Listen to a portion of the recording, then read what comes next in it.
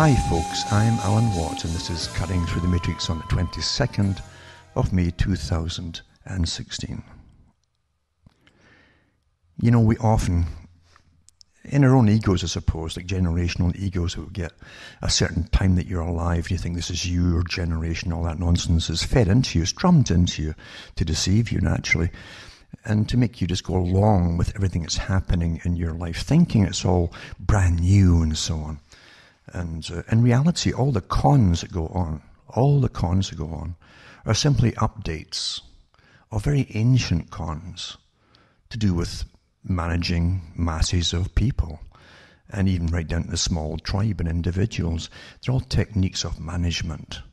Management generally by those who want to profit off the herd. And they were awfully good at this thousands of years ago. How do you think they are today? And of course, the old saying, order out of chaos, is, and it is an old saying by the way, is to create as much chaos as possible. And during it all, you're constantly steering.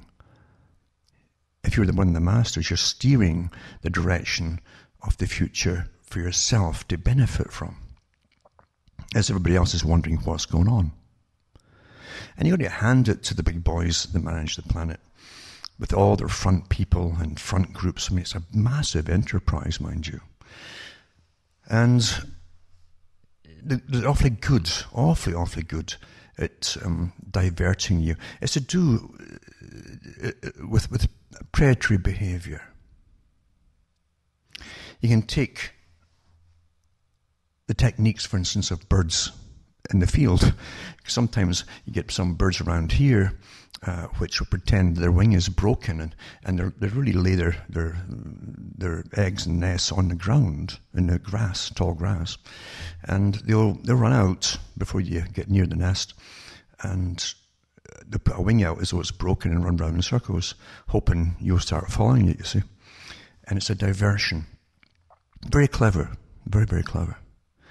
Other animals, you get ones in Australia, little lizards, that can get up on their back legs and chase you, even if you're in a vehicle. And so they'll puff out this wing thing behind their neck to make them look bigger, you see, more fearsome. And it's kind of comical. You watch these little characters. But these are the things that have their desired effect on that which it's meant to do, to have an effect on. There's also a type of pigeon which is called a tumbler, because they fly in a little flock, but they'll tumble pretty well about the same time in a ball, and as though they're falling out of the sky. And what they're doing is simulating they've been hit or they're dying or whatever, to say hawks, for instance, where some of the countries that these things maybe were bred or whatever, had a lot of hawks. And the hawk comes down and strikes its prey, its flying prey, other birds, and it just tumbles, you see. So these birds literally do it, and to throw off any possible predators that are following them. It's fascinating, really, to watch this. But then again, it takes me back to little bits that's going to sneak out in statements by powerful people. It's like Rothschild, for instance, or Rothschild, when he was asked about when is the best time to make a pile of money, and he said when the blood is running in the streets. In other words, when everyone else is in utter chaos. If you plan, and probably planned before the chaos started, what was going to happen, you could plan to sell everything that they would possibly need in a panic, thinking they might survive. Where they do survive, right, that's not your concern. It's the selling off your products that's important to you, you see. So you think about that. Then you have also guys like Albert Pike, who talked about, we don't condemn nature. Understand that even in the ancient times to the present times, there's a lot of little sayings where they'll use, to do with human beings, for instance, little sayings. They'll use it as though animals are the examples to get a point home to us. And when you look at the big animals that are worshipped in some countries across the Middle East, it's all the big carnivorous animals, for instance, the ferocious lion. It can rip anything to pieces if it wants to. Strong, powerful, and doesn't really show much emotion and so on. But again, too, it doesn't stop there. The lion interbreed with its own, and it loves its own offspring, and so on. You see. So it's really a little saying about people, families, old families. They can do the same thing down through the ages. The world is its domain, you see. And you've all heard about, or maybe seen or read, The Lion King. That's what that was about too, by Rudyard Kipling. The world's theirs, you inherit it from your father, who owned it all before you and everything in it, basically. And you're the boss. Nothing can stand against you. It's the same in the human realm, you see. Those who have studied the animals for long enough, over thousands of years, along with the people, and they know exactly how to keep themselves sustained in an incredible lifestyle, in all ages, by the way, and way ahead of everybody else. You take even this very astonishing ancient trade they had, for instance, in the Aegean Sea. And there were bases in the Aegean Sea. There was a huge island in the Aegean Sea. We know this because people have gone to the remains of this island, and like all these big, massive volcanic islands, and they're really huge, some of them, it sank eventually, and the outer rim was left with made up little islands eventually, and there's one called Terrier, and they have various archaeologists chipping away in the different islands, and they realized it was a massive place where the richest folk of the ancient period lived. Beautiful spot, of course, naturally. Beautiful weather, looking down this azure blue sea. Nice little breezes. But they had hot and cold running water. Thousands of years ago. For the people who lived there. And they found meticulous charts of all that they owned, their imports, exports, all their shipping lanes, their ships themselves, etc., the crew, yada yada. Incredible detailed stuff, just the same as you'd have it today, for instance. And we think that everything that's happened is only happening in our lifetime. We don't realize the techniques of taking over world trade and using armies and ships to do it at war in the sea. There's nothing new. Nothing new. We think we're always learning something new. No, we're not. The big boys are taught the reality of how to maintain the same system for themselves. It's only the people who think it's a new phenomenon, whatever it happens to be, at the time of their living and when it happens. So, no, there's nothing new at all. And those who have power in all ages never let it go. They don't say, well, I've had enough of this power thing. Let's just go and put our feet up and spend all the cash. It doesn't happen with the powerful families. It's as though it's a religion to them, their own existence and perpetuity and their family names. It's a religion to them, you see. And they must be successful. They must continue to rule, you see. And then you have the helping classes who work for the cash and the privileges, the extra privileges, because if you work for the money boys at the top, you'll have as many privileges as you want bestowed upon you by the governments, because the governments are also owned by the moneyed class. The big boys who literally lend to nations can sink your country. They can sink it overnight by a decision they make, two or three of them or a few of them together. And the next day, your currency's worth nothing. And your government's gone out of business. And guess what? The people in government aren't going to allow that to happen. So they'll obey every order that comes down the pipe by the big money boys that lend the money to them. Quite simple. Your governments don't run anything really. The big boys at the top dictate who lives and who dies, who drowns and who doesn't, you see. Quite simple. But getting back to appearances and chaos and all the rest of it while things are going on, it's the most beautiful way to make piles and piles and piles of money, especially if you've been trained in it and brought up in it. But it helps too to be basically psychopathic. A psychopath has no moral qualms. A psychopath can't relate to the feelings of someone being, for instance, run over by a military tank. They can't relate to any feelings at all. You won't even get a blip on the machine that will test what's going through their head, any emotion. Nothing will happen, you see. Be flat. And that's the difference, you see. That's the difference between normal people, ordinary folk, and those who really rule. Now, there's no doubt about, in my mind, and it has been for an awful long time, that psychopaths rule the world. That's the nature of it, you see. Today, the psychopaths have an easier time because they do have professional public relation marketing companies to do all their talking for them, to reword everything. They have the script writers and public image creators and so on. It's all done for them. It's much, much easier, much easier. If you look into the 1800s, for instance, and before that, any really powerful person was loath to give any interviews at all. And that's why there's such skimpy information on anybody that mattered at the top of anything.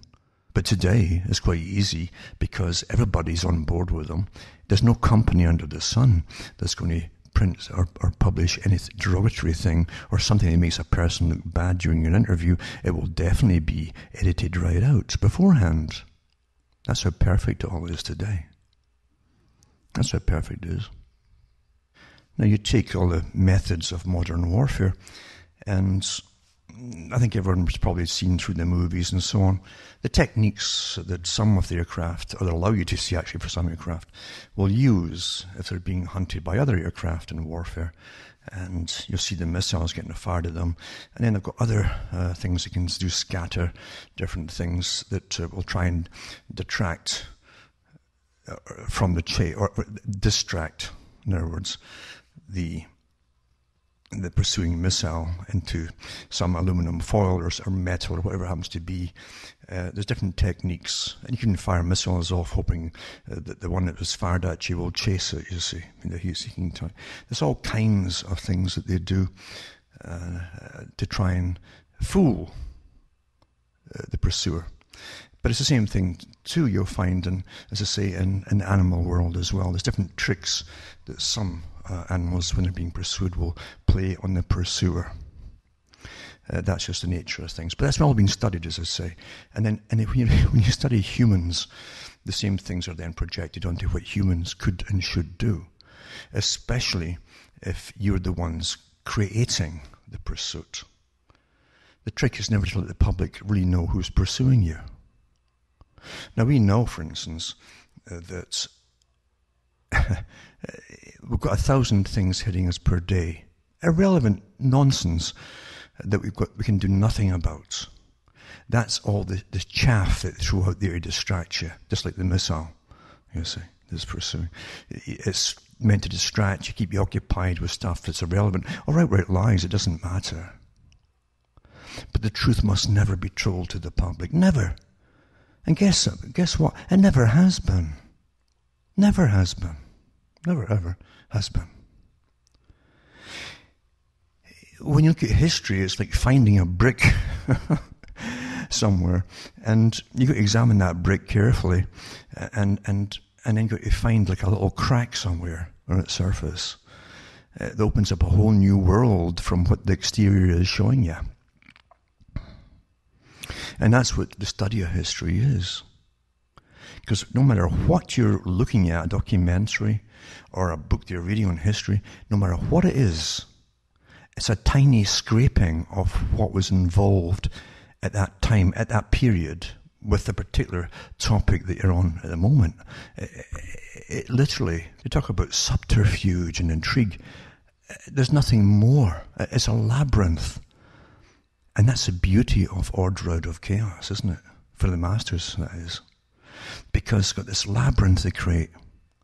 And most folk can't go all the way and say, well, I want to know all, or what's really behind it, that which is behind all that, etc., etc., which is, again, an old Masonic saying, that which is behind all that. And who's got time in their life to do it anyway? Do you realize how beautiful the system is when it keeps you not just trotting, but running through your life generally? Running. So you don't have time to examine anything. And that's beautiful, really, isn't it? Remember the whole idea, again, going back to studying humanity. Who had the time in ancient times to study anybody? It was a psychopathic class. And their children. Because remember, psychopaths tend to breed at the top with other psychopaths because they're successful. To be so successful in this world, you have to have psychopathic traits. You can't have emotions and make you feel sorry for people and maybe even share your cash with them. Oh no. You can't have that at all. So you marry other psychopaths and you have offsprings which are naturally quite psychopathic, more traits of the psychopath. That's just the way it really is. They think they are the normal folk and survivors. They look upon everybody else as stupid. And they talk about people like that, masses of people like that, quite openly as being stupid. Sometimes you have to wonder. When they can take whole nations and have them slaughtering each other like they did in the wars of Europe for centuries, right through World War I and II. And everybody willingly joins up because the propaganda is so primitive and simple, you never change it. You never change it. Never complicate the propaganda for the average person. And they're just so proud to go off and get slaughtered. They'll never be told any truth as to why this war started, who's really behind it, who profits from it. They're told none of this. And then in the history books you get simplified, very, very simple, and lying history books, obviously. Obviously. I mean, you take the period you've been living through yourselves, a lot of you, and when you find all the different ties between the terrorist groups, the CIA and all the other intelligence agencies that have gone on for as long as they're going to give us for the history of intelligence agencies, it's always been like that. The public never know. And even though it's exposed who's behind this new terrorist group and so on, who finances blah, blah, even the fact that the heads of some of these so-called terrorist groups are CIA trained and operative, and along with MI6 and everybody else, it doesn't matter. Give it a week or two and it's back to the same simplified story. Oh, they're the terrorists. Those are the bad guys there. And most folk have forgotten already, well, what was that about the CIA? It's all gone. That's what fascinates me. And if you dig into any history, doesn't matter what story it is, what part of history it is, remember history is his story. Yeah? It's a story. But you dig into any of it, and my God, the muck you can rake up. And what's surprising too to any elite, and they do study everybody, is to find out what makes you tick, that you care about this stuff, when all those around you really don't. In fact, they'll say it's not really healthy. The healthy way is to be dumb and stupid and don't take interest in this stuff. Where's it going to get you, they'll tell you. Why worry about things? Why why? That's what the folk around you will say. Why? So that it tells you they're quite happy not knowing. Well, when you're happy not knowing something that may help you survive, even as a species, you're doomed. You're doomed. And that, again, is a trait in hunting of how to deceive that which you hunt, your prey. And we've all kinds of decoys today, etc. All kinds of things that decoy them. All kinds of things. What works with a duck will work with other characters too. They bring in guys from the Middle East to dress them in their national garbs, They give them websites in Britain and other countries, and then they recruit people, young guys, and radicalise them. Now, that's all been exposed already from Britain and elsewhere. You bring in the decoy, Oh, looks like one of us. Must be one of us. Quite like one of us. There's nothing in this life, in the world of intelligence gathering and so, there's nothing you can truly get involved and literally trust. And you'll never know it all. Never know it all. There's folk being bumped off all along. Knocked off, yeah. Who do know a lot more than you do. And that's part of the reason they get bumped off. Not because they're dangerous at that moment, but they might become, supposing they got drunk one day and got ticked off at something. And just come out with a few quotes or statements or something. Boom. No, everybody's expendable, I see, in this game. Everybody's expendable. We live in a world where we're being given nothing but a Disney version of it. It's just not real at all. Your reality is not real. It's as manufactured from start to finish as any big-time movie. Yep. I've said before that I've gone to the archive section at cuttingthroughmedia.com about the techniques of depopulation, go way back into the Middle Ages and before. Some of the lords had their scribes talk about the different ways of keeping the population down and in check and so on. So, but again, too, they want to breed them up for warfare when they wanted war to happen and go off and fight some cousin across in France or something. That was what they always did. The techniques of managing the human herd, let's say, that's how they talk about people, as you say, is very old. Very, very old. And so, no matter who ends up apparently winning some big war down through history, you'll find there's much, much, much more to it than just them winning some dispute over borders. And it's all to do with property, to gain more property. In the old ancient times, even before the money was standardized, money came from men, mon, you see. How many men do you have, or mon do you have? That was your slaves.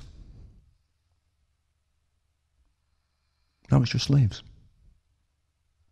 There's so much to say naturally, but you can't see it all, right? Or it's just been, I've said it before.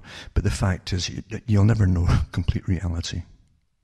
But one thing I've said over and over is you can trust the big boys, because when they have their big meetings and they float out ideas, they're called trial balloons to the general public, through little articles and sometimes big articles. They keep using the best magazines and so on, TV shows and so on, to float an idea out to see how you'll grasp it, or just to familiarize you subconsciously with the idea in the first place. That no matter how absurd it seems at the time, don't dismiss it and never forget it. Because you'll see this idea that floated out being built upon until one day it is thousands of pages long and a bill is getting passed to do with if you can live in the future, I mean the near future, where you're living, like Agenda 21, 21st century. It's still in effect. Don't say it's 2030. No, 2030 is only one part of Agenda 21. Because it's all done in sections for the whole century, you see. To get you off the land, to get you stuck in the cities, and so on. They want to depopulate the planet. It's quite easy to depopulate. Don't think it's just through warfare. There's many forms of warfare. If they get enough folk, they know the tipping point in any city. They can also lower the tipping point in any city by starting to take money out of the city that's supposed to go on repairs and sewage upkeep, etc., things like that. And what happens when you don't upkeep things? Disease breaks out. For that to happen in the right sequence, you must force the folk in, and actually through coercion. because you take away all the other choices. That's what choices are for. Choices, you need lots of choices. You need them. Because once you start taking choices away, like can you drive a particular type of vehicle? Are you going to be punished for driving a particular type of vehicle, just like the ordinary vehicle we're used to, if you're living in the country, to get around? Because the other stuff, the electrics that won't handle it. No way in the winter. No way. Take that away and say, oh, you can still buy an electric car. Knowing darn well, no, you can't. No, what are you going to do? So you move from the country. Or you get penalised. I'm going to touch on that tonight because it's awfully important. It ties right into what I'm talking about. They'll penalise you for living in the country. And an example of that is, well, where else but Ontario? It's a great place for it to break out, isn't it? For the Greenies are in control here. So the far, what you think is far left, but they're not really. Now they wanted to depopulate. That's one of the big world agendas through the World Health Organization and the World Population. It used to be called Population Control Department, United Nations, but now it's just Population, Department of Population. I remember too, the United Nations was far more honest when they had the League of Nations. They thought people after World War I would get on their knees and allow us science, science to rule our lives, right down to who should live and die and all that kind of stuff to save the rest.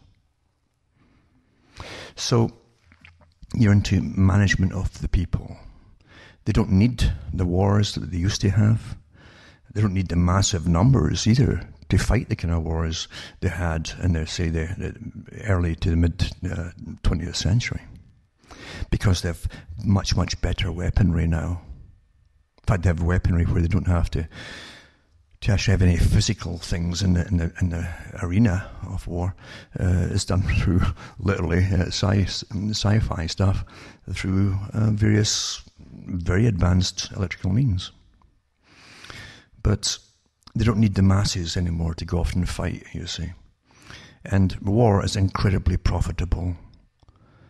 Incredibly profitable. It's so comical, really, when you see across Europe for World War I and II, you had five main branches, some will say 6, of the banking establishment. You go back to the Rothschilds and all the rest of it too. Financing all sides, because they're based in different countries of the war, working things between themselves for exports and imports in all these different countries, creating scarcities in some, so the prices are skyrocketing, etc. And then again, flooding the market with some other things and bringing them down. It's all managed, and you hand this power to private bankers, for God's sake. It's just, it doesn't make sense because it's not meant to make sense, you see. You can't make sense out of manufactured thievery, a manufactured system where certain families have more power over the most basic thing. See, the most basic thing in our society isn't food, it's money. You need money to buy the food. Before, it was the food. You could grow the stuff, you could barter, but no, once money came in, and then people become the kings of money. And they have everything running on this thing called money, which technically in itself is useless. They own you. They got you. They have you. So when the animal's been hunted, they'll try little diversionary tricks and so on. When, say, the predator is going deep into an enemy country, it's going to create little diversions there before anything happens, to take the heat off something. You see, things have to be kept simple, even for anybody really, and the general public as a whole together. Very simple, just like their propaganda. And so you have the folks saying, "Oh, there's too many folks, too many of you folk, too many of you people. You see, we don't need you anymore. All those working class type peoples and so on." And the useless middle classes, we don't need all these characters anymore either, at the lower middle classes. And so, how do you get rid of them? How do you persuade them not to have children? Well, we've been through the histories of that, going to the archive section again, cutting through Moody's.com. I went through the whole Bernays strategy and so on, and the book by Charles Galton Darwin called The Next Million Years, and he talks about how to stop people from breeding, basically. The target population is.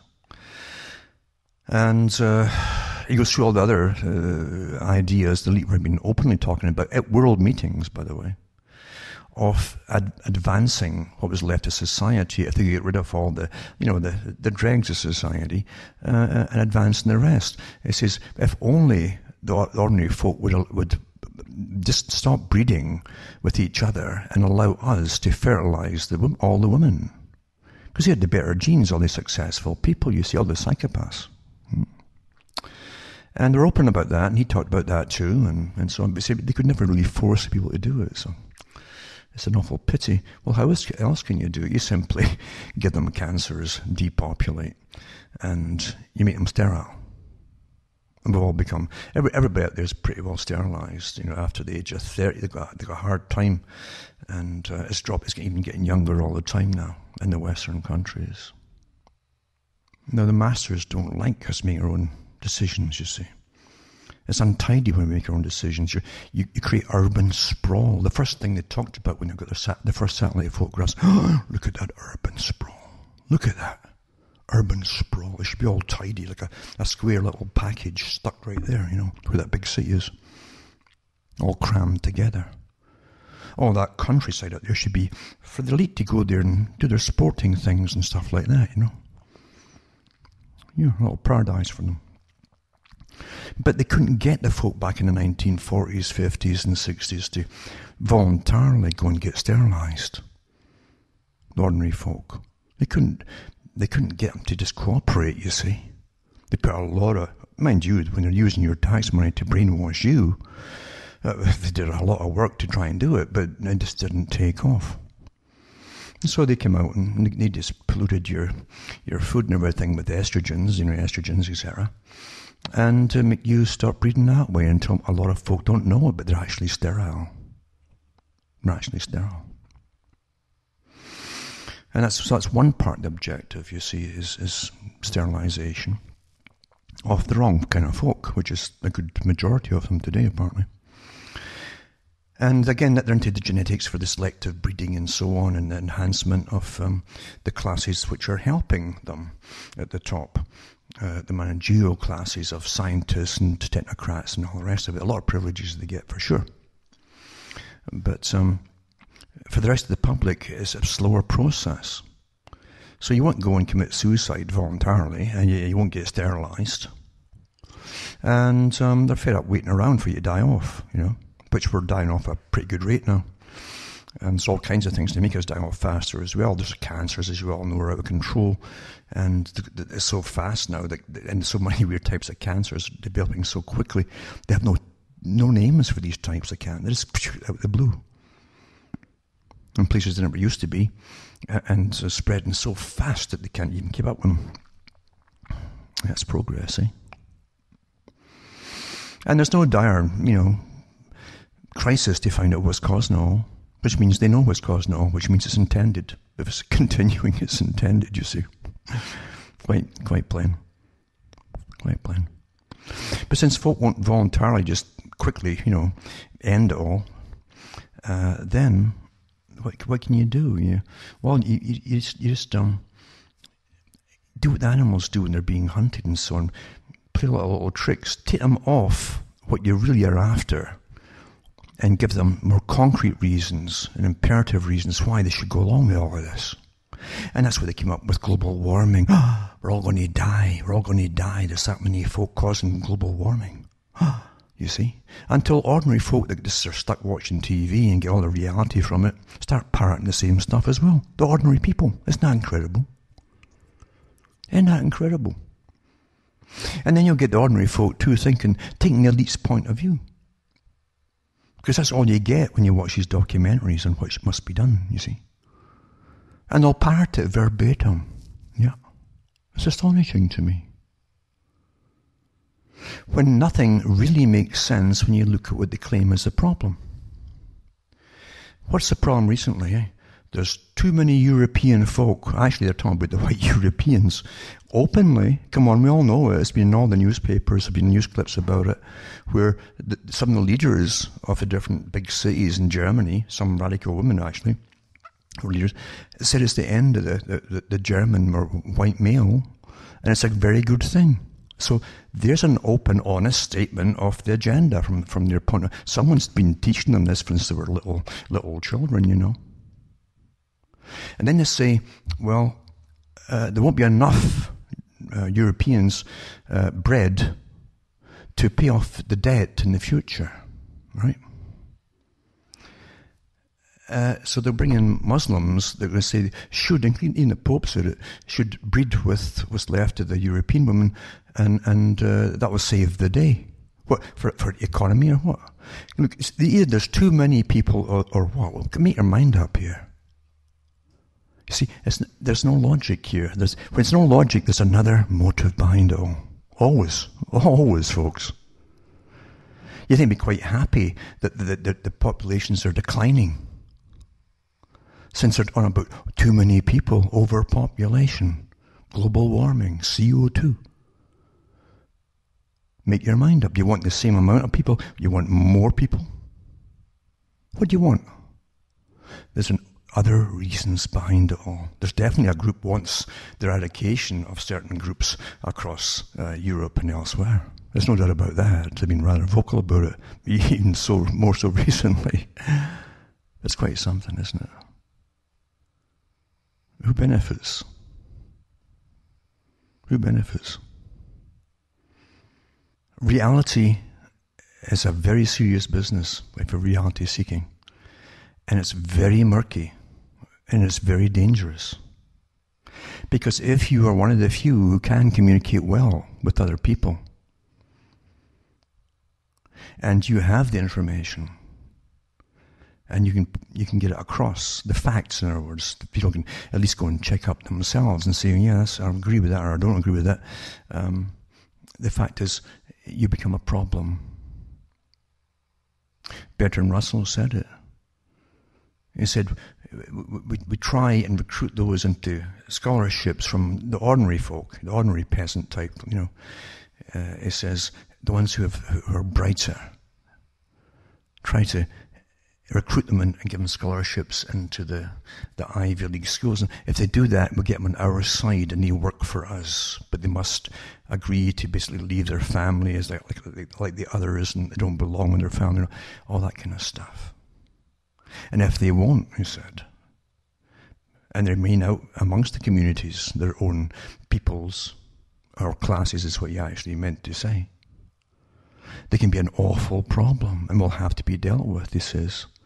And he says they will have to be eliminated because they can put things across to their own, it's an awful word again, kind, oh dear. As we pretend we're not classless. Or we pretend we are classless. What a farce that is, isn't it? What a farce.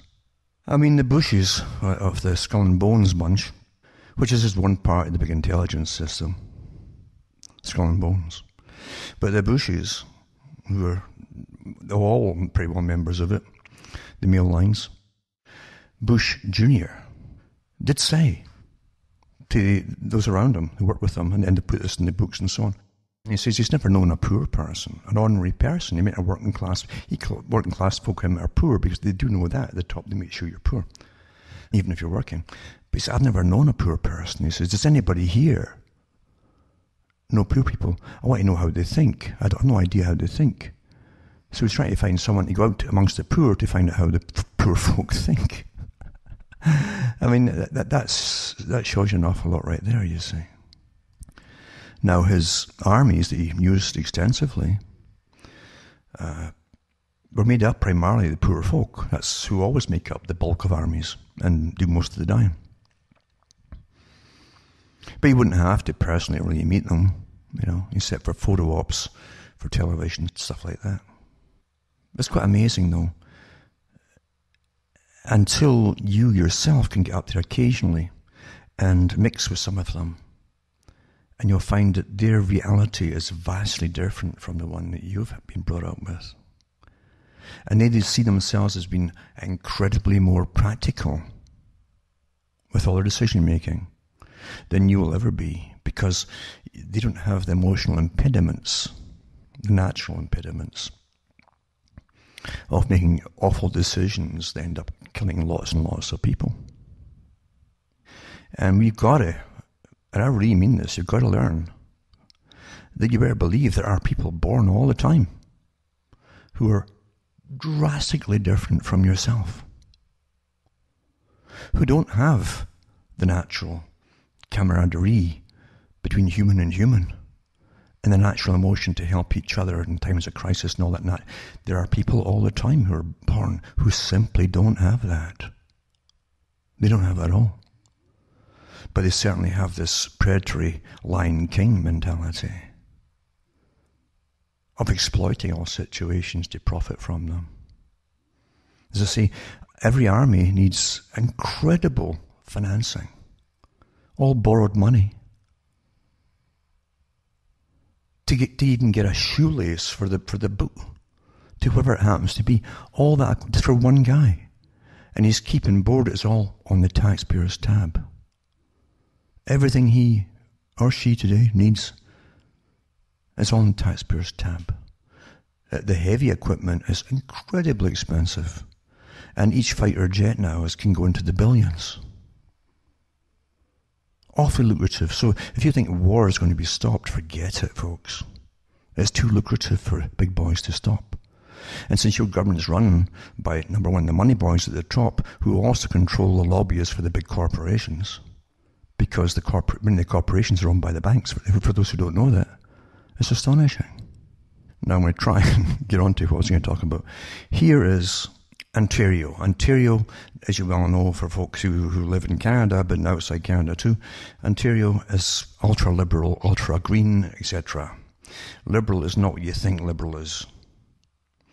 Carl Quigley explained himself that his organisation, the Council on Foreign Relations, the Royal Institute for International Affairs, were often mistaken because of all the machinations they were up to, and manipulations of policies and so on, and shaping the future. They were often mistaken for communists, but they weren't. Never forget that. Because they were basically set up by the biggest bankers of their day. So it says here, they're using climate change. See, they use climate change now as an excuse to indoctrinate you as to why they must start enforcing getting you off the land, getting you out of the cars, forcing it into the overcrowded cities, except where you'll die off and diseases are going to break out like you wouldn't believe. See, just like you fire something out the plane when you're being chased, hopefully that missile is going to get attracted to this decoy and so on. Always cover your ultimate objective with a more beneficent objective, you see. So that's why they want to do it. Not because there's too many of you, because they want to save what's left of us all from climate change, from killing us all. So it becomes a mantra, like a religion. Until you have to say it, that's what I have to say now, climate change, and no one's going to question you. It's like a holy thing. You can't question it, it's holy. So I'm going to put some articles up on Ontario and some of his draft plans, which it hasn't released officially to the press, but it did get out to the press from insiders on these supposed leaks. And they're talking about getting eventually getting everybody into electric cars by bribing them, by giving them thousands of dollars to buy the darn thing, and then eventually doing away with the internal combustion engine, all of that kind of stuff. Your home, if you're in a country, you won't be able to afford, because, and I've said it for years, the UN is in charge of every policy to do with your home, every particular building code regulation and all the other codes. Once you have the house up and going, it must be kept up and up and up to date. They keep changing them every other year, so you can't eventually do it. Your septic tank would need replaced maybe every year or two, and that's thousands. You can't afford it. You can't afford it. There's 1,000 ways they can get you off the land through law. Law is a great club, isn't it? It's a big, big club. It's awfully good. And again, they'll give you lots of fines per day, thousands of dollars if you don't comply. That's how beneficent your governments are to you. But anyway, Ontario, I'll put that up there too, and you can go through the things that they want to do, because you won't be able to sell your home either in the country unless you have everything up to date to the codes from the United Nations. If there's any thermal leaks at all, the claims are there, you can't sell it till they're fixed. Thousands and thousands of bucks. It'd be way more than the home's even worth to fix it. And that's the plan, you see. So I'll put that one up there, and a few other articles on the same particular thing to do with climate change and climate plan. Should the provinces in Canada all go along with it or not? Well, you know darn well they're already doing it, starting off in some places in the US. Some of the provinces of Canada have teamed up with some of the states in the US, and they bypass your federal government and all the rest of it. It's all been done years ago, folks. Everything always is. And it's all been done through private organizations, which end up being at the very top the same organization. Right? And also an article by Rex Murphy, Leap comes to Ontario with Wind's new climate change plan, which is hell. Literally, they want to stop you from living. Because they won't even stop natural gas being used in your home to heat yourself. Well, if they're banning wood for wood stoves, and you're banning natural gas, they've already banned coal, I think, and so what are you going to be left with? Who benefits? Is it going to be the big, they're saying they're going to ban oil? Isn't that odd? Isn't that odd, eh? And so on and so on. And that's how they do things, basically. So I'll put these articles about Ontario and Canada, and supposedly some of the leaked things are going to make you all do if you have a home in the country at all, and what they're going to do to you if you don't comply, basically. And remember too, be like a terrier that's chasing a rabbit or a hare. And when that hare doubles back in itself in a very fast twist in the loop, and you see that little terrier going after and doing exactly the same thing. It doesn't get distracted. It doesn't fall for the little ruses. It sees what it's after, it keeps going for it, and it doesn't give up. And that's how you have to be as well. Don't be distracted by the change of terminology to get the same goal through. Don't fall for, we only had your best interests at heart, for all you overpopulous people. Now you'll find too, this other part of this monopoly scam, it's what's called the Green Bank, set up a while back, actually quite a few years back. We know that Rothschilds and all the big players are involved in it, of course. And you'll find too a lot of even the carbon credits and so on are going through these banks already, and creating a fortune for the people who own the banks. You know how much interest you can gather overnight on billions of dollars? It's quite amazing. Everything's thought out in advance by those who already own the planet. How they change is a different story altogether, because, as I say, here you are, you're a little terrier chasing that rabbit, and they've got all things going flying across the field in front of you, trying to distract you constantly. That's what your whole life is about. That's really what it's about. And it really is that perfect too, to be honest with you. It truly is.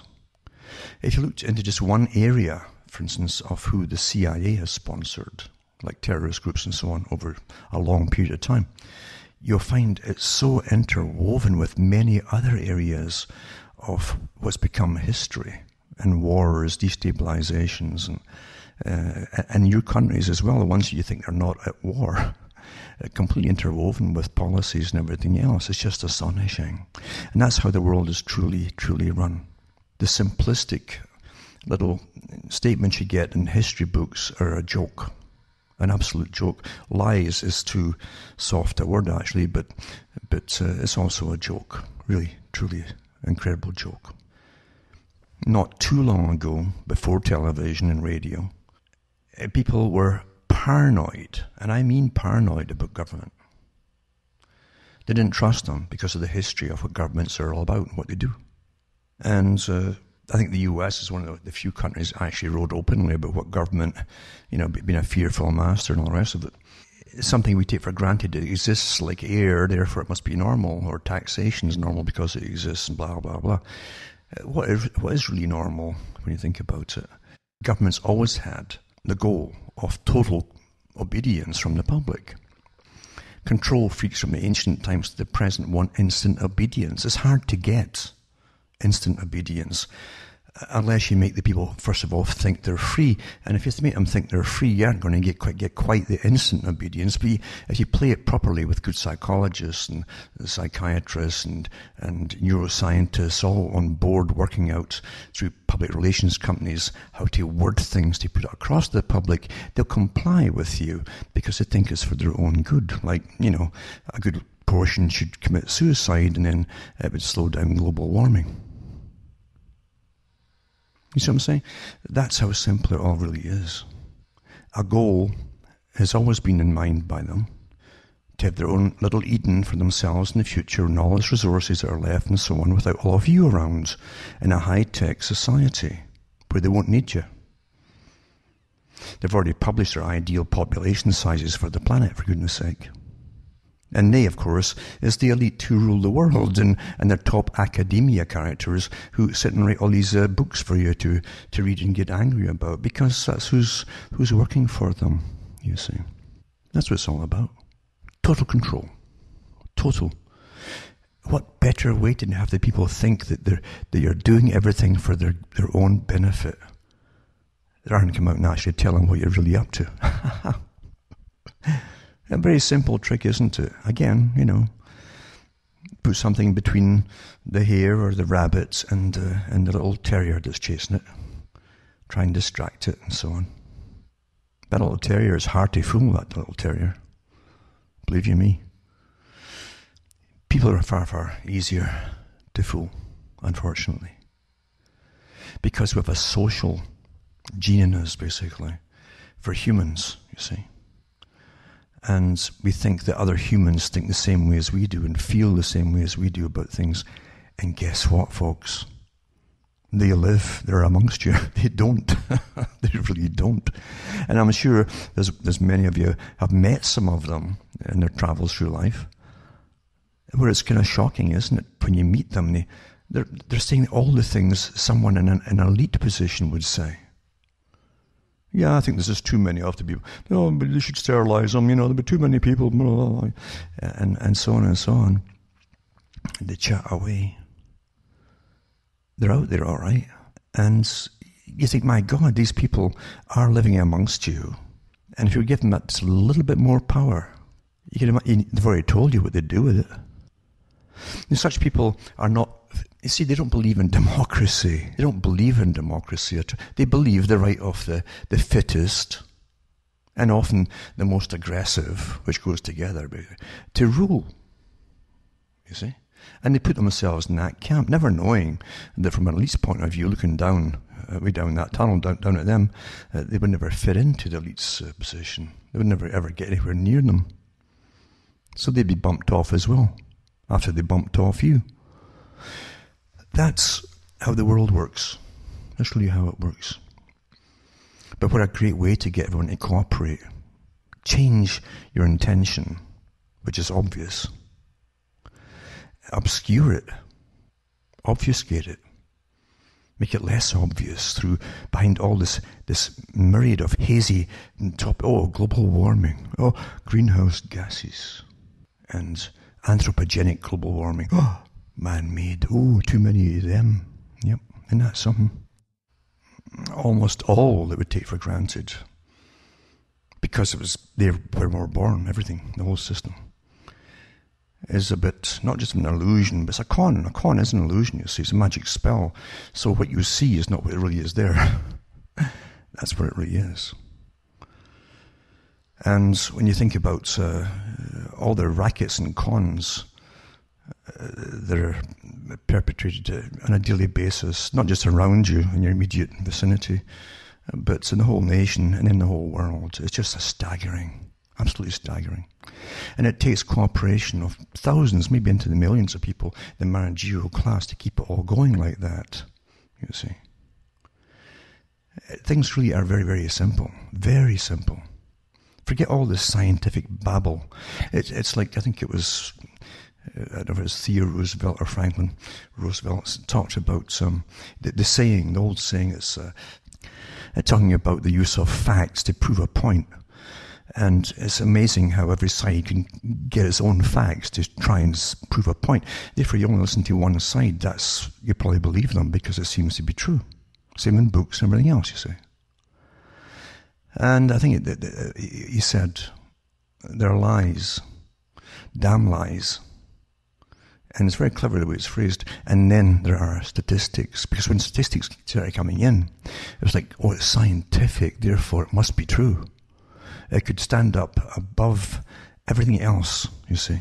Because it must be true. Statistics, it sounds scientific, you see. Scientific. No, it's not just an opinion on some. It's scientifically derived, you see. That's the trick of it all. Very simple, isn't it? And it reminds me too, always to remember that everything is simple. And when it's complicated, there's a reason for it being complicated. It's because it's covering an incredible scam. Incredible scam, that's all it is. I think it was Abbott and Costello did one of their skits, a little skit, a comedy skit, on borrowing 50 cents. If you can find it somewhere on YouTube or wherever, look at it, because that really says so much of the whole system. So much of the whole system. You've got the con man part, the straight man, who plays the guy who borrows the money. You've got the ordinary guy who represents all of you, who's going to lend it to him. And just watch what happens. You see? Just watch what happens. That's how the world is really run. Mind you, it's not all laughing matter, because if you know this kind of stuff and you stand up to it, you will be dealt with without a laugh at all. They'll use any kind of force necessary to deal with you if you stand up against it. So truth is never welcome in a corrupt society. I think it was Orwell who said that, in fact, that telling the truth under a time of tyranny or something is considered a revolutionary act. So that's how you're classified. You're revolutionary. And you're dealt with accordingly. That really is the world, isn't it? Anyway, that's nothing to do with what I was going to talk about today. But it's the way this happened to come out. Strange that, isn't it? And hopefully I'll touch on what I was going to talk about maybe next time. But I like to often just let things come out the way that they are designed to come out. Anything that's rehearsed and all the rest, it gets monotonous, isn't it? That's why I don't bother reading, watching regular news. I've never watched TV for years and years. Never. And I'm a lot healthier for it. Plus, too, I can study the folk who are watching it, because it's incredible how every opinion is so easily given to them now. Just listen to them talking about things, and they adopt not just the topic and the idea of whatever they're meant to be getting, but also the opinion that the experts want them to have. Yep. So it's a scientific control of society that takes many levels as well. Anyway, as I say, I'm just about surviving here, maybe. I don't know yet, but we'll see. And I hope you're all doing well out there too, because things are getting worse, and are going to get a lot worse, actually. As we speak and as time goes on, it's just getting worse and worse and worse, and it's designed to get worse all the time. And Hamish too is still hanging in as well. It's just astonishing. But did all the right things to get his system kind of working back again, and he doesn't seem to be in any kind of pain. You know? He's got the tumours, but doesn't seem to be in any kind of pain. So hopefully I can get him to get through the summer, and that's all we can ask for, isn't it? That's all we can ask for. So from Hamish myself from Ontario, Canada, it's good night to me. Your God's go with you.